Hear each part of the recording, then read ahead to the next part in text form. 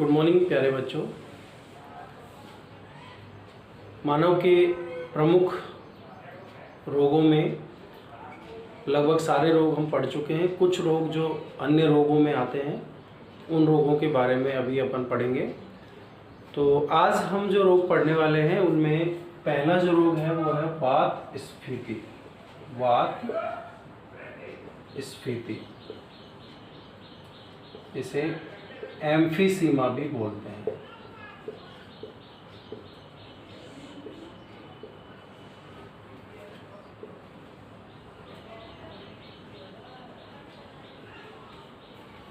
वात स्फीति या एम्फीसीमा एक श्वसन तंत्र से संबंधित रोग है और जो कि फेफड़ों में संक्रमण से फैलता है। यानी कि एक फेफड़ों में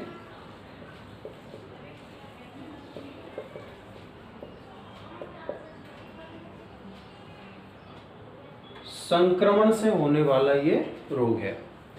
इसका जो कारण है वो कारण देखा गया है कि इसका जो कारण है वो एक तो वायु प्रदूषण है और मुख्य रूप से जो धूम्रपान करते हैं उनमें ये रोग भी पाया जाता है। यानी कि एक तो वायु प्रदूषण और एक धूम्रपान, दो इस रोग का प्रमुख कारण है। इसके अलावा जो मजदूर धूल मिट्टी से संबंधित कार्य ज़्यादा करते हैं या फिर ऐसी फैक्ट्रियां जिनमें डस्ट ज़्यादा निकलता है, धुआं ज़्यादा निकलता है, तो वहाँ पर पाए जाने वाले मजदूरों में भी ये रोग मिलता है। अब ये रोग होता कैसे है? बात कर ली अपन ने कि रोग जो है वो फेफड़ों का रोग है, फेफड़ों के संक्रमण का रोग है, यानी श्वसन तंत्र से संबंधित रोग है। धूम्रपान और वायु प्रदूषण, जो वायु में धूल मिट्टी के कण होते हैं, यानी कि धूल मिट्टी के कण जो हैं उनसे ये रोग होता है। इस रोग में होता क्या है कि जैसा कि हमें पता है कि फेफड़ों में इस तरह से जो मुख्य ट्रेकिया थी वो आगे चल के ब्रोंकियोल्स ब्रोंकाई में, फिर आगे चल के ब्रोंकियोल्स में बढ़ जाती है, छोटी छोटी नलिकाओं में बढ़ती चली जाती है। ये नलिकाएं आगे चलकर फिर और बारीक नलिकाओं में बढ़ जाती हैं। इस प्रकार से क्या देखते हैं कि अंत में इनके सिरों पर इस तरह की जो हैं कूपिकाएं पाई जाती हैं।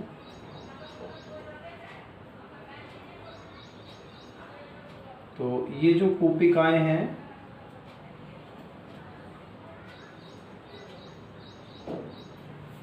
ये अंगूर के गुच्छों के समान होती हैं और ये जो कूपिकाएं हैं इनकी बीच की जो ये भित्ति है ये वाली, इस रोग में यानी कि इस संक्रमण में जो बीच की भित्तियां हैं बीच की, ये गल जाती हैं। तो बीच की जो भित्तियां हैं ये भित्तियां गल जाने से चौड़े चौड़े वायु अवकाश बन जाते हैं, यानी कि थैलियां चौड़ी हो जाती है, बीच की भित्तियां गल गई। तो अब ये जो इससे क्या प्रभाव पड़ेगा, इससे फेफड़ों की जो संकुचन व शिथिलन की जो दर थी उसमें कमी आ जाती है, क्योंकि जो कूपिकाएं फैलकर और सिकुड़कर एक फेफड़ों को एक मैक्सिमम स्थान प्रदान करती है वायु को अंदर लेने के लिए। अब वो कूपिकाओं की संख्या कम हो गई, चौड़ी थैलियाँ बन गई जिनमें संकुचन और शिथिलन की जो क्षमता है वो कम होती है। इससे हम कह सकते हैं कि अब फेफड़ों का प्रसार और संकुचन कम हो जाएगा और इससे क्या फर्क पड़ेगा, इससे सांस लेने में तकलीफ होगी।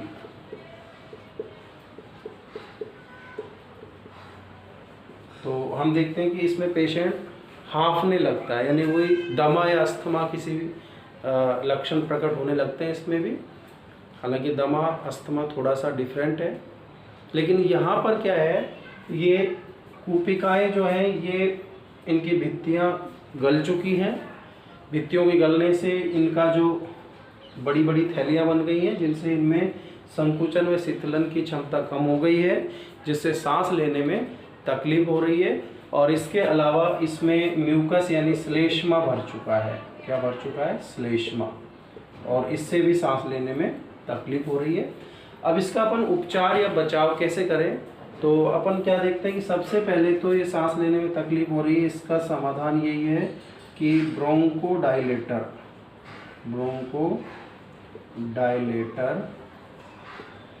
दवाओं का सेवन करना चाहिए। ये ब्रोंको का मतलब होता है जो श्वसनियाँ या ब्रोंक्यूल्स होती हैं, डायलेटर मतलब इनको फैला देना। तो ये जब फैलेंगी थोड़ी सी ये नलियाँ जिनमें श्लेष्मा भर चुका है, तो एक तरह से जो सांस लेने में तकलीफ हो रही थी ये समस्या का समाधान हो जाएगा। और इन दवाओं का इस्तेमाल तो हम श्वसन संबंधी सभी बीमारियों में कर सकते हैं, चाहे न्यूमोनिया है, चाहे दमा है, चाहे जो इन्फेक्शन है किसी भी तरह का, ब्रोंकाइटिस है।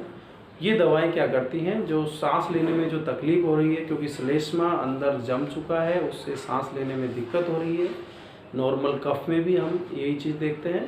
तो ये दवाएं नलियों को फैला देती हैं जिससे सांस लेने में तकलीफ नहीं होती है, प्रॉपर ऑक्सीजन की सप्लाई हो जाती है। तो इन दवाओं के साथ साथ हम एंटीबायोटिक जो है उनका सेवन भी हमें करना पड़ता है, क्योंकि ये जो संक्रमण है ये ज़्यादा ना फैले, इसलिए एंटीबायोटिक दवाई यूज़ में लेते हैं। तो इस तरह से हम इसका बचाव कर सकते हैं और उपचार। लेकिन जो ये गल चुकी है इनकी भित्तियाँ, हम इनकी पुनः प्राप्ति नहीं कर सकते, यानी कि इसको यहीं पर हम रोक सकते हैं रोग को। हम चाहें कि वापस से कूपिकाएँ पहले वाली अवस्था में आ जाए तो वो पॉसिबल नहीं है, तो इसलिए इसका बचाव ही सबसे ज़रूरी है। तो ये वात स्फीति या जो एम्फीसीमा है ये क्या है? फेफड़ों का संक्रमण है जो वायु प्रदूषण में धूम्रपान या धूल मिट्टी के कणों से होता है। इसमें जो फेफड़ों की जो कोशिकाएं होती हैं उनकी भित्तियां गल जाती हैं, श्लेष्मा इकट्ठा हो जाता है जिससे संकुचन और शिथिलन में कमी आती है, सांस लेने में तकलीफ होती है। इसके लिए अपन ब्रोंकोडायलेटर दवाओं का सेवन कर सकते हैं और एंटीबायोटिक्स का सेवन कर सकते हैं।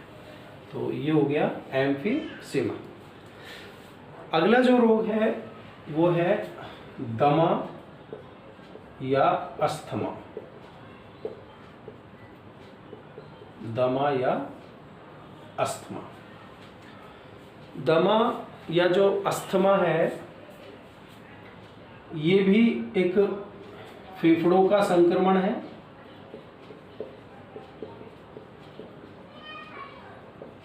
या फिर हम कहें कि ये भी श्वसन संबंधी रोग है। इसमें क्या होता है कि ये मुख्य रूप से होता है धूल मिट्टी के कणों से।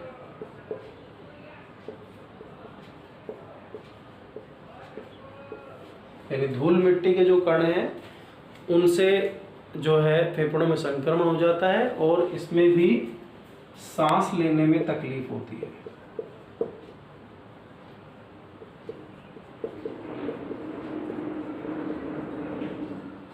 सांस लेने में तकलीफ होती है, खांसी जुकाम भी हो सकता है, छींके आना, ये इसके प्रमुख लक्षण है। वैसे जो दमा या अस्थमा है ये एक तरह की एलर्जी भी है, यानी कि जो धूल मिट्टी के कण जो कि बाह्य कण है, क्या है?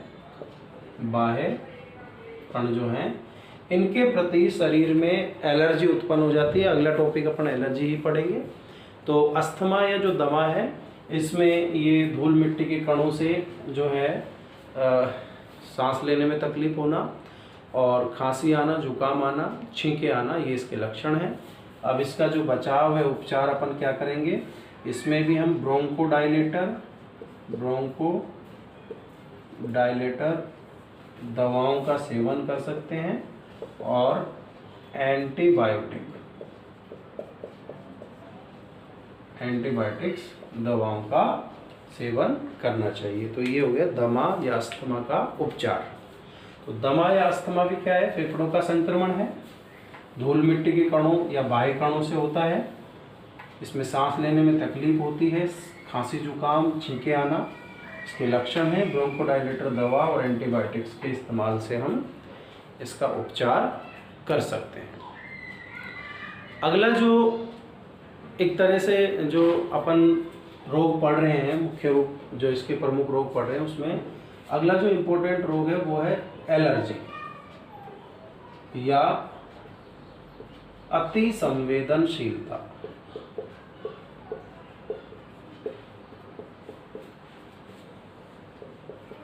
वैसे ये एलर्जी या अति संवेदनशीलता जो टॉपिक है, ये एक बहुत बड़ा टॉपिक भी, अपन इसको विस्तार से पढ़े तो बहुत बड़ा टॉपिक हो सकता है ये, लेकिन इसको अपन ब्रीफ में अगर अपन देखें तो क्या है, एलर्जी वास्तव में क्या है, एक बाह्य कणों जिनको हम एलर्जन बोलते हैं, तो बाह्य कणों या एलर्जन के प्रति शरीर की अति संवेदनशीलता है, यानी आवश्यकता से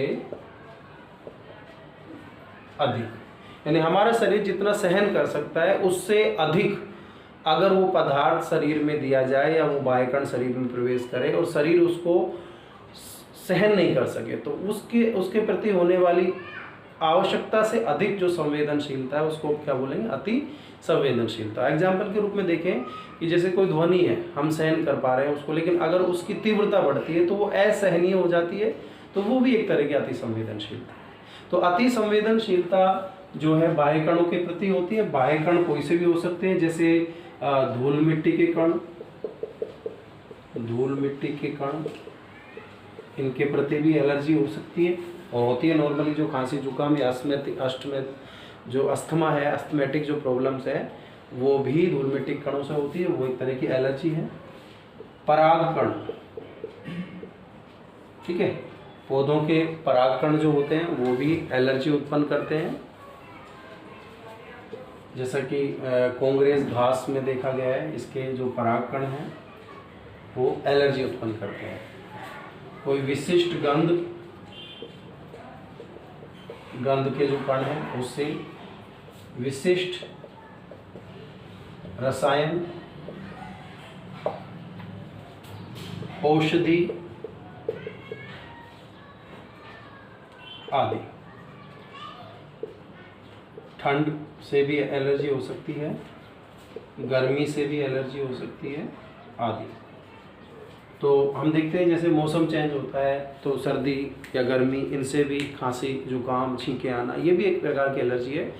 भोजन के कणों से भी एलर्जी हो सकती है, यानी कि कोई भोज्य कण हैं उनके प्रति भी क्या हो सकती है, एलर्जी। यानी जिनको हमारा शरीर सहन नहीं कर पाए, जिनके प्रति अति संवेदनशील हो जाए शरीर, वो सब एलर्जन कहलाते हैं। वो कण जो एलर्जी उत्पन्न करते हैं एलर्जन, चाहे धूल मिट्टी कण हो, चाहे अपन ने देखा कोई पराग कण है, कोई औषधि है, कोई रंग, कोई विशिष्ट औषधि या कोई रसायन या भोज्य कण, कोई भी बाह्य कण, चौक का पाउडर जो है उसके कण, ये भी एलर्जी उत्पन्न करने के कारक हो सकते हैं। तो ये सभी क्या कहला रहे हैं, एलर्जन कहला रहे हैं। क्या कहला रहे हैं, एलर्जन। अब एलर्जी जो है, इन एलर्जन की वजह से एलर्जीय अनुक्रियाएं उत्पन्न होती हैं। ये अनुक्रियाएं क्या होती हैं, जैसे छींके आना, जैसे खांसी, जुकाम, आँखों से पानी या खुजली होना, त्वचा पर चकत्ते उभरना, जैसे त्वचा पर देखते हैं अपन कई बार एलर्जी की वजह से दाने उभर आते हैं लाल रंग के, या चकत्ते, या उनमें खुजली होना, आँख से पानी आना, नाक से पानी आना, छींके आना, खांसी आना, जुकाम आना, ये सब क्या है, एलर्जी अनुक्रियाएं हैं। तो एलर्जी जो है एक शरीर की ही एक अनियमितता है, जिसमें शरीर के कुछ कारक हैं वो इन क्रियाओं को उत्पन्न करते हैं। एलर्जी जो है वो कैसे काम करती है क्रियाविधि, जैसे ही शरीर में कोई एलर्जन प्रवेश करता है, कोई एलर्जन जो है वो कहाँ प्रवेश कर रहा है, शरीर में, तो इसके विरुद्ध जो है ये एलर्जन है, ये कोई एलर्जन आया, इसके विरुद्ध शरीर एंटीबॉडी बनाता है IgE। क्या बनाता है, IgE। इसी समय शरीर में एक तो संयोजी ऊतक की कोशिकाएं होती है, मास्ट कोशिका, और रक्त की होती है बेसोफिल। ये हमारे शरीर की वो कोशिकाएं हैं जो सबसे पहले अगर कोई एंटीजन बाहर से प्रवेश करता है तो उसके विरुद्ध यानी उस जगह पर पहुंचकर और देखती है कि क्या किस प्रकार का एंटीजन प्रवेश किया है, उसके विरोध में कुछ रसायन छोड़ती है, और उन रसायनों का नाम है हिस्टामिन व सीरोटोनिन। तो कहने का मतलब है कि जैसे ही कोई एलर्जन शरीर में आया तो उसके विरुद्ध IgE एंटीबॉडी बनी। इसके अलावा मास्ट कोशिका और बेसोफिल कोशिकाएं जो हैं हिस्टामिन और सीरोटोनिन नाम के रसायन मुक्त करती है। ठीक है, अब लेकिन ये जो रसायन हैं ये मुक्त कब होंगे, इसके पीछे भी कारण है कि ये जो IgE एंटीबॉडी जो थी, ये जो बनी, एक्चुअल में ये इन कोशिकाओं से जुड़ जाती है। IgE एंटीबॉडी जो है एलर्जी से संबंधित, आपसे पूछा जाए एलर्जी से संबंधित एंटीबॉडी कौन सी है, IgE। तो ये IgE एंटीबॉडी इन कोशिकाओं से जुड़ जाती है और इनको तोड़ देती है। क्या कर देती है, इनको कोशिकाओं को तोड़ देती है, इससे ये रसायन मुक्त होते हैं और इन रसायनों की वजह से ही ये एलर्जी अनुक्रियाएं उत्पन्न होती है। यानी अपन जो कह रहे हैं छींकें आना, सांस लेने में तकलीफ होना, नाक से पानी आना, आँख से पानी आना, ये सब किसकी वजह से है, ये हिस्टामिन और सेरोटोनिन की वजह से है। मुख्य रूप से हिस्टामिन ये एलर्जी उत्पन्न करने वाला कारक है, जिसको किसने छोड़ा, हमारी ही कोशिकाओं ने। लेकिन ये क्या एक सिग्नल है, यानी आप सोच रहे हैं कि भाई हमारी कोशिकाएं एलर्जी उत्पन्न कर रही है, हाँ, लेकिन ये क्या है, सिग्नल दे रही है। रसायन क्या कर रहे हैं, सिग्नल दे रहे हैं, और इन सिग्नल की वजह से ये अनुक्रियाएं प्रकट हो रही हैं कि शरीर में कोई एलर्जन ने प्रवेश किया है। ठीक है, अब इसका हम बचाव क्या करें भाई, बचाव तो यही है कि भाई इन एलर्जन कारकों से दूरी बना के रखें। सर्दी गर्मी जब मौसम चेंज होता है तो उस समय बच के रहें, धूल मिट्टी के कणों से बचें, तो एलर्जन से हमको बच के रहना चाहिए। ठीक है, या दूसरा भी इसका तरीका है कि इनके ज़्यादा संपर्क में रहे ताकि इम्यूनिटी आ जाए, लेकिन उस पर थोड़ा रिस्क रहता है, तो इससे बच के रहें। इसके अलावा हमें एंटी हिस्टामिन, एड्रेनलिन,